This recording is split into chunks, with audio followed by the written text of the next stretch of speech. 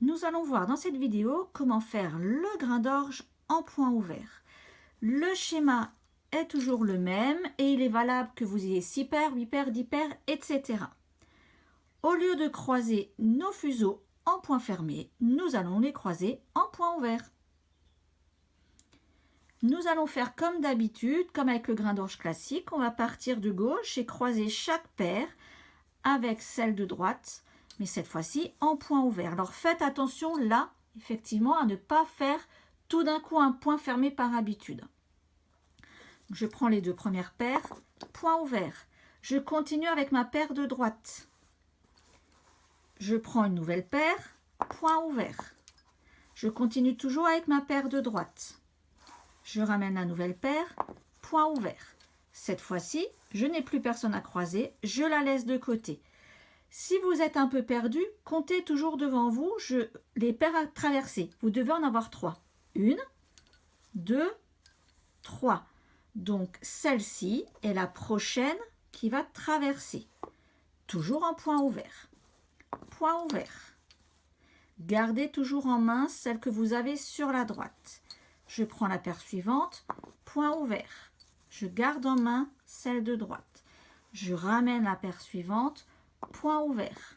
J'ai traversé mes 3 paires. Je mets celle-ci de côté et je reprends devant moi 1, 2, 3 paires.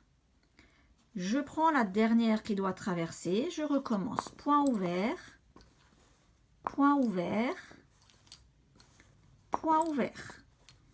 J'ai fini la moitié de mon grain d'orge. Je prends maintenant une épingle que je mets au centre.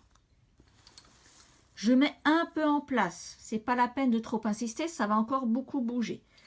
Et je retrouve mon groupe à gauche, mon groupe à droite et ils doivent de nouveau se croiser.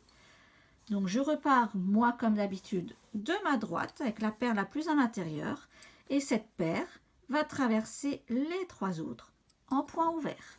Donc, point ouvert, point ouvert, point ouvert. On retrouve 2 couleurs identiques ensemble. Et c'est reparti, je peux la laisser de côté. Je repars à droite, j'ai devant moi les 3 paires à traverser. Point ouvert, point ouvert, point ouvert. Je mets la paire de côté, je reprends devant moi les 3 paires à traverser et je refais la traversée en point ouvert avec la dernière paire. Et voyez, on retrouve les couleurs ensemble, sauf que cette fois-ci, comme nous avons fait des points ouverts, nos couleurs partent en diagonale, alors que lorsque nous faisons des points fermés, notre couleur revient dans son côté d'origine.